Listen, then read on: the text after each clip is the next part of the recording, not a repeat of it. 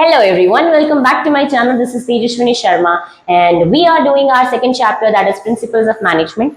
And in this chapter, we have started our scientific management techniques. So now that you know we have 5 techniques of F.W. Taylor for scientific management, we have completed the first 3 techniques in our previous video. If you haven't watched that video, please give it a watch so that you get the clarity of all the techniques here. And in today's video, we are going to learn about the 4th technique, that is the functional foremanship.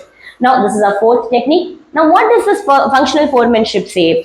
Now, F.W. Taylor says that if you have a factory and you're doing the work in the factory, you divide your factory level into 2 different departments. He says that nimdu ಒಂದು factory ಇದೆ, ಆ ಫ್ಯಾಕ್ಟರಿಯಲ್ಲಿ ನೀವು manufacturing ಮಾಡ್ತಿದ್ದೀರಾ, ಕೆಲಸ ಮಾಡ್ತಿದ್ದೀರಾ, activities ನ run ಮಾಡ್ತಿದ್ದೀರಾ. ನೀವು ಆ ಕೆಲಸ ಮಾಡಬೇಕಾದ್ರೆ ನೀವು ನಿಮ್ಮ ಫ್ಯಾಕ್ಟರಿನ ಫಸ್ಟ್ 2 ಡಿಪಾರ್ಟ್ಮೆಂಟ್ಸ್ ಅಲ್ಲಿ ಡಿವೈಡ್ ಮಾಡಿ. ಒಂದು ಇರಲಿ ನಿಮ್ದು ಪ್ಲಾನಿಂಗ್ ಡಿಪಾರ್ಟ್ಮೆಂಟ್, ಇನ್ನೊಂದು ಇರಲಿ ಪ್ರೊಡಕ್ಷನ್ ಡಿಪಾರ್ಟ್ಮೆಂಟ್. ಪ್ಲಾನಿಂಗ್ ಡಿಪಾರ್ಟ್ಮೆಂಟ್ ಏನ್ ಮಾಡುತ್ತೆ? ಪ್ಲಾನಿಂಗ್ ಕೆಲಸ ಮಾಡುತ್ತೆ. ಪ್ರೊಡಕ್ಷನ್ ಡಿಪಾರ್ಟ್ಮೆಂಟ್ ಅಥವಾ it can be also called as execution department. Execution ಅಥವಾ ಪ್ರೊಡಕ್ಷನ್ ಡಿಪಾರ್ಟ್ಮೆಂಟ್ ಏನ್ ಮಾಡುತ್ತೆ? ಪ್ರೊಡಕ್ಷನ್ ಆಕ್ಚುಯಲ್ ಆಕ್ಟಿವಿಟೀಸ್ ನ ಮಾಡುತ್ತೆ. ನಾವು why did he say this? Why did he say we need to divide them into 2 different departments? Because your prakara, F.W. Taylor prakara, one person alone cannot do all of the activities. Andre one person alone planning ಮಾಡಕ್ಕಾಗಲ್ಲ, one person alone production ಮಾಡ್ಸಕ್ಕಾಗಲ್ಲ. ಒಂದು brain ಮಾತ್ರ ಇದ್ರೆ ಅಲ್ಲಿ ಕಷ್ಟ ಆಗುತ್ತೆ, ಒಂದು person ಮೇಲೆ burden ಆಗ್ಬಿಡುತ್ತೆ. ಲೆಟ್ ಅಸ್ ಸೇ ನಾನೇ ಪ್ಲಾನಿಂಗ್ ಕೂಡ ಮಾಡ್ತಾ ಇದ್ದೀನಿ, ಯಾವ ರೀತಿ ಪ್ರೊಡಕ್ಷನ್ ಆಗ್ಬೇಕು, ಯಾವತ್ ಪ್ರೊಡಕ್ಷನ್ ಆಗ್ಬೇಕು, ಎಷ್ಟು ಪ್ರೊಡಕ್ಷನ್ ಆಗ್ಬೇಕು, ಅದ್ರದ್ದು ಪ್ಲಾನಿಂಗ್ ಮಾಡೋದು ನಾನು. ಪ್ಲಾನಿಂಗ್ ಮಾಡಿದ್ಮೇಲೆ ಆ ಕೆಲಸ ಮಾಡಿಸೋದು ಕೂಡ ನಾನು, ಅಥವಾ ನಾನೇ ಮಾಡ್ತಾ ಇದ್ದೀನಿ. ಸೊ ನಾನು ಒಬ್ಳೆ ಇಷ್ಟೆಲ್ಲ ಕೆಲಸ ಮಾಡಕ್ಕಾಗತ್ತಾ? Obviously it might be a little difficult because F.W. Taylor says that one person alone, ಅವ್ರ ಹತ್ರ full knowledge, full skills, complete skills ಇರೋದಿಲ್ಲ. ಒನ್ ಪರ್ಸನ್ ಅಲ್ಲಿ ಎಲ್ಲ ಬೇಕಾಗಿರೋ ಸ್ಕಿಲ್ಸ್ ಇರೋದಿಲ್ಲ. ಅದಕ್ಕೆ ನೀವು ಡಿಪಾರ್ಟ್ಮೆಂಟ್ಸ್ ನ ಡಿವೈಡ್ ಮಾಡಿಬಿಟ್ಟು ಇದ್ರಲ್ಲಿ ಪ್ಲಾನಿಂಗ್ ಮಾತ್ರ ಮಾಡಿ, ಇದ್ರಲ್ಲಿ ಪ್ರೊಡಕ್ಷನ್ ಮಾತ್ರ ಮಾಡಿ. ಅದಾದ್ಮೇಲೆ ಏನ್ ಹೇಳಿದ್ದಾರೆ? ಪ್ಲಾನಿಂಗ್ ಡಿಪಾರ್ಟ್ಮೆಂಟ್ ಅಲ್ಲಿ ಅಗೇನ್ ಇಲ್ಲಿ ನಾನು 4 ವರ್ಡ್ಸ್ ಬರ್ದಿದ್ದೀನಿ. ಅಂದ್ರೆ ಇಲ್ಲಿ ಇವ್ರೇನ್ ಹೇಳ್ತಿದ್ದಾರೆ, ಪ್ಲಾನಿಂಗ್ ಡಿಪಾರ್ಟ್ಮೆಂಟ್ ಅಲ್ಲಿ 4 ಜನ ಹೆಡ್ಸ್ ಇರ್ಲಿ, ಮೇನ್ ಹೆಡ್ಸ್ ಇರ್ಲಿ. ಅಂಡ್ ಅದೇ ತರ ಪ್ರೊಡಕ್ಷನ್ ಡಿಪಾರ್ಟ್ಮೆಂಟ್ ಅಲ್ಲಿ 4 ಹೆಡ್ಸ್ ಇರ್ಲಿ. ಇವ್ರನ್ನ ನಾವು, ಈ ಹೆಡ್ಸ್ ನ ನಾವೇನಂತ ಕರಿತೀವಿ? 4 men ಅಂತ ಕರಿತೀವಿ. ಅದಕ್ಕೆ ಈ ಹೆಸರು ಬಂದಿದೆ ಫಂಕ್ಷನಲ್ ಫೋರ್ಮೆನ್ಶಿಪ್. ನಿಮ್ ಫ್ಯಾಕ್ಟರಿಯಲ್ಲಿ ಫಂಕ್ಷನ್ಸ್ ನ ನೀವು ಡಿವೈಡ್ ಮಾಡಿ, ಆ ಫಂಕ್ಷನ್ಸ್ ಗೆ ನೀವು ಒಂದೊಂದು 4 ಅಂದ್ರೆ 4 men ನ ಮೇಂಟೈನ್ ಮಾಡಿ, ಅದಕ್ಕೆ ಫಂಕ್ಷನಲ್ ಫೋರ್ಮೆನ್ಶಿಪ್ ಅಂತ ಹೆಸರು ಬಂದಿರೋದು. Now, who are these 4 men? These 4 men are the people who are given particular task to do. One person alone cannot do all of the works. One person alone ಎಲ್ಲ ಕೆಲಸ ಮಾಡಕ್ ಆಗಲ್ಲ. ಅದಕ್ಕೆ ಒಂದು ಡಿಪಾರ್ಟ್ಮೆಂಟ್ ನ ಡಿವೈಡ್ ಮಾಡಿ, ಒಂದು whole big department ನ ಡಿವೈಡ್ ಮಾಡಿ, ಅಂಡ್ ಆ ಡಿಪಾರ್ಟ್ಮೆಂಟ್ ಅಲ್ಲಿ ಅಗೇನ್ ಸಬ್ ಹೆಡ್ಸ್ ಇರ್ಲಿ. ಸೊ ಪ್ಲಾನಿಂಗ್ ಡಿಪಾರ್ಟ್ಮೆಂಟ್ ನ ಮ್ಯಾನೇಜ್ ಮಾಡೋದಕ್ಕೆ ಅಂತ ಪ್ಲಾನಿಂಗ್ ಮ್ಯಾನೇಜರ್ ಇರ್ತಾನೆ, ಪ್ರೊಡಕ್ಷನ್ ಡಿಪಾರ್ಟ್ಮೆಂಟ್ ನ ಮ್ಯಾನೇಜ್ ಮಾಡೋದಕ್ಕೆ ಅಂತ ಪ್ರೊಡಕ್ಷನ್ ಡಿಪಾರ್ಟ್ಮೆಂಟ್ ಮ್ಯಾನೇಜರ್ ಇರ್ತಾನೆ. ಅದೇ ತರ ಈ ಪ್ಲಾನಿಂಗ್ ಡಿಪಾರ್ಟ್ಮೆಂಟ್ ಅಲ್ಲಿ again you have 4 different heads called as the foremen. So ಇಲ್ಲಿ 4 ಇರ್ತಾರೆ, ಇಲ್ಲಿ 4 ಇರ್ತಾರೆ. Totally there will be 8 foremen as per functional foremanship technique. Now, what is the job of each foreman? ಸ್ವಲ್ಪ ಅರ್ಥ ಮಾಡ್ಕೊಳ್ಳೋಣ. I hope you got the clarity of the concept. Factory ಇರುತ್ತೆ, ಅದನ್ನ divide ಮಾಡಿ 2 ಡಿಪಾರ್ಟ್ಮೆಂಟ್ಸ್ ಅಲ್ಲಿ, ಆ ಡಿಪಾರ್ಟ್ಮೆಂಟ್ಸ್ ಅಲ್ಲಿ again main heads ಇರ್ಲಿ. ಇವಾಗ ಇವ್ರು ಏನೋ ಕೆಲಸ ಮಾಡ್ತಾರೆ ಅಂಡ್ ಆ ಕೆಲಸನ ಬೇರೆಯವ್ರ ಕೈಯಲ್ಲಿ ಆಕ್ಚುಲಿ ಎಕ್ಸಿಕ್ಯೂಟ್ ಮಾಡಿಸ್ತಾರೆ. ಅಂದ್ರೆ these are the main people for doing the plannings.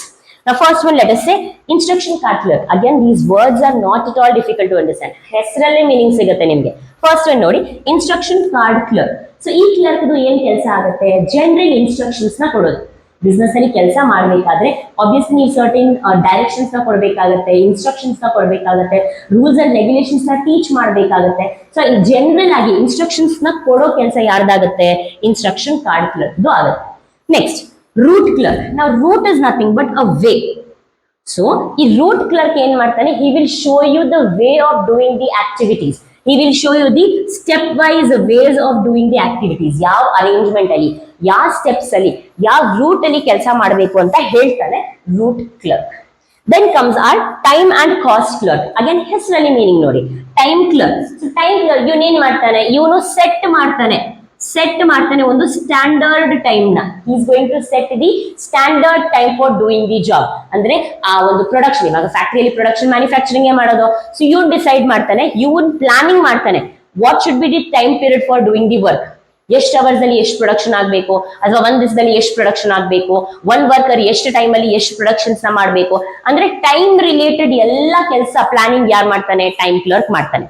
Again ಇಲ್ಲಿ ಇನ್ನೊಂದು ವರ್ಡ್ ಇದೆ ಕಾಸ್ಟ್ ಕ್ಲರ್ಕ್, ಅಂದ್ರೆ both of them are one person only, but ಈ ಒಂದು ಪರ್ಸನ್ ದಲ್ಲೂ ಎರಡು ಕೆಲಸ ಇದೆ. ಏನು, ಒಂದು ಟೈಮ್ ಡಿಸೈಡ್ ಮಾಡೋದು, ಇನ್ನೊಂದು ಕಾಸ್ಟ್. ಇವಾಗ ಆಬ್ವಿಯಸ್ಲಿ ಬಿಸ್ನೆಸ್ ಅಲ್ಲಿ ಕೆಲಸ ಮಾಡ್ಬೇಕಾದ್ರೆ ನಾವು ಕಾಸ್ಟ್ ನ ಇನ್ಕರ್ ಮಾಡೇ ಮಾಡ್ತೀವಿ, ಸ್ವಲ್ಪ ಎಕ್ಸ್ಪೆನ್ಸಸ್ ಆಗಿ ಆಗತ್ತೆ.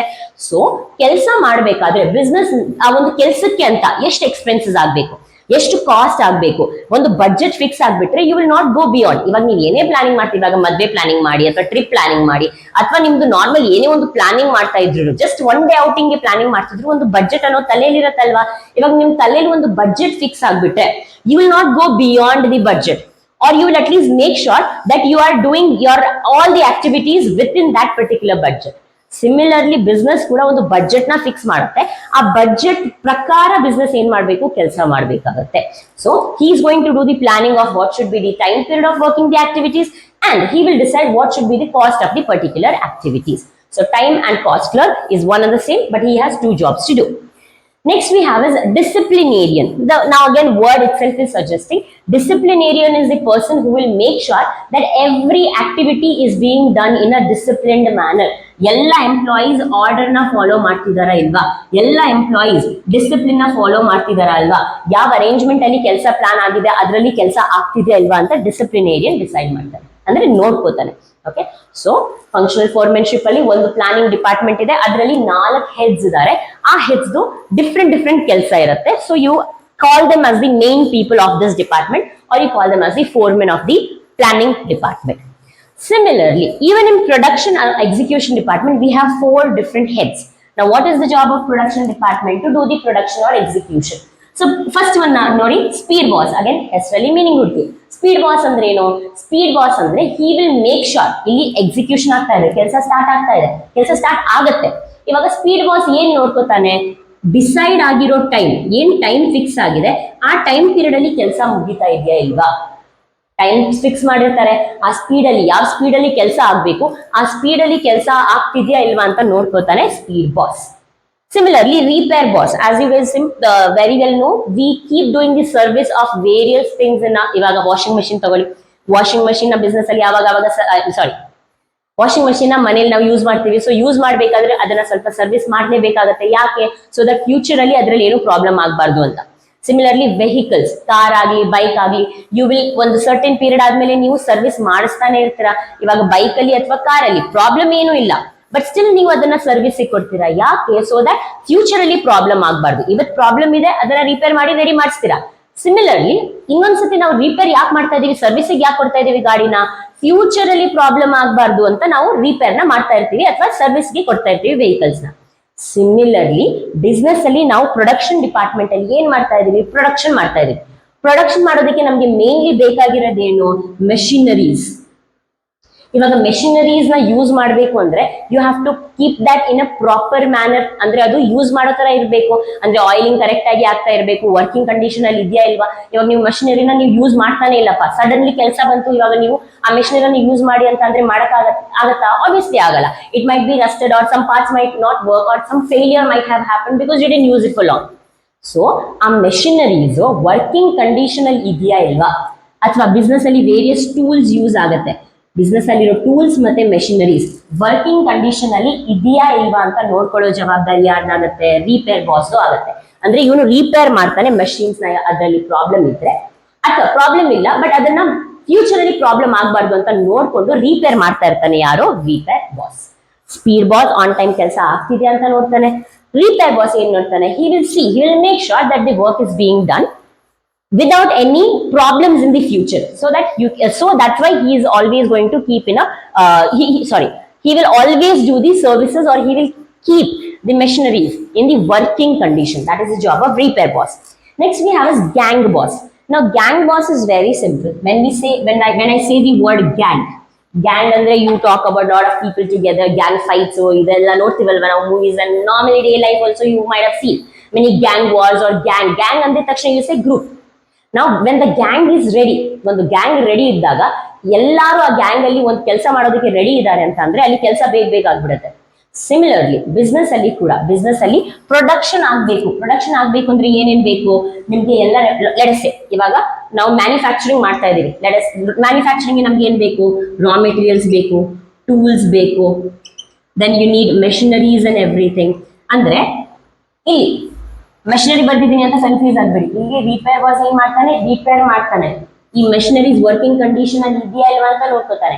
ಬಟ್ ಗ್ಯಾಂಗ್ ಬಾಸ್ ಏನ್ ಮಾಡ್ತಾನೆ, gang boss will make everything ready, ಎಲ್ಲ ರೆಡಿ ಇದೆಯಾ ಇಲ್ವಾ ಅಂತ ನೋಡ್ಕೋತಾನೆ. ಅಂದ್ರೆ ಕೆಲಸ ಸ್ಟಾರ್ಟ್ ಆಗ್ಬೇಕು, ಇನ್ನೇನು ಕೆಲಸ ಸ್ಟಾರ್ಟ್ ಆಗ್ಬೇಕು. ಬಟ್ ಕೆಲಸ ಮಾಡ್ಬೇಕಾದ್ರೆ ನಮ್ಗೆ ಬೇಕಾಗಿರೋ ಎಲ್ಲ ಮೆಟೀರಿಯಲ್ಸ್, ಮೆಷಿನ್ಸ್, ಟೂಲ್ಸ್, ಎಲ್ಲ ಎಕ್ವಿಪ್ಮೆಂಟ್ಸ್ ಇದೆಯಾ ಇಲ್ವಾ, ಇಲ್ಲ ಅಂತಂದ್ರೆ ಅದನ್ನ ರೆಡಿ ಮಾಡ್ಕೋತಾನೆ. ನಾವು when we talk about the marriages, all let us talk about makeup for example.